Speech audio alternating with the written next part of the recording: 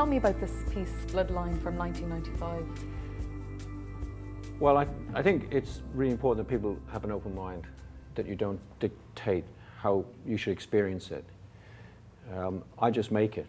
I don't have any responsibility in how people experience it. It's not my job, really. And I wouldn't want it. I think it's important that people look at the work in an open way. That's all I would ask, that they have an open mind and look at it, and then deal with the experience that works, that generates for them. It's a human thing. All you have to be is open to it.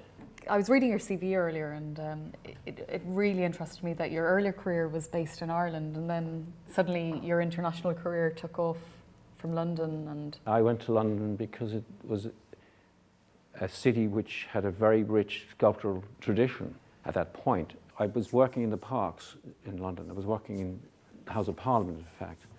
And through that I met the Queen Mother's gardener. And she introduced me to Oscar Neman, who was the Queen's sculptor. And he suggested I should go to the Tate. I thought he was talking about sugar. So I went down and I saw the McAlpine Gift show at the Tate. And that just blew my mind. It was just a whole other way of engaging with the world. And it was just a breath of fresh air for me. It was kind of saved my life in a way. I just suddenly found something that I actually understood, found it stimulating, and I wanted to know about it. these works, they are quite isolated, aren't they? Even the pieces that are, are from the ground up, they're... How do you mean isolated? I suppose they're lonely or they're earthed. They don't need to reference other works, I feel. Oh, I see.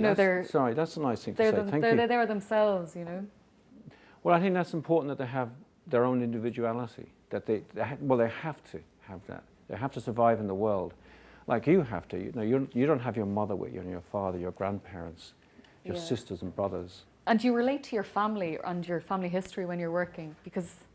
Yes, I mean the father-son's fathers is to do with my father, my son, and myself. I work on large and small scale at the same time because I find it challenging and interesting. The smaller ones started to kind of reference individuals. It started to reference my family, my immediate family, my son and my daughter. And I found it disturbing. And why did you find it disturbing, John?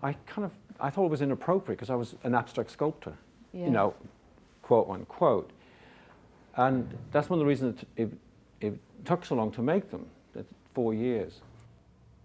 Tell me about the exhibition you're involved in the National Portrait Gallery in London. There's a series of shows, interventions, where the curator Paul Moorhouse is bringing in works that challenge and question what a portrait is, the nature of portraiture. So he's had Warhol and Bacon and Caro and various people like that who engage with portrait in a very, very different way. And I'm very honoured to be part of that kind of program.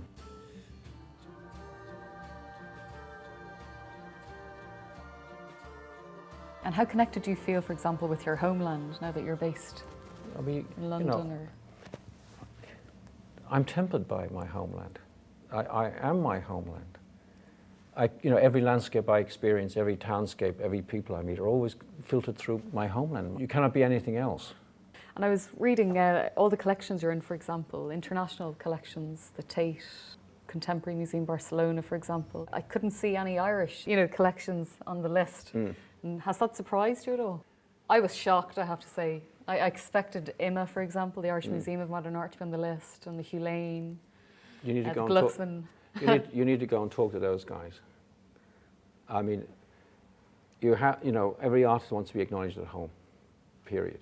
And do you feel you've been acknowledged at home?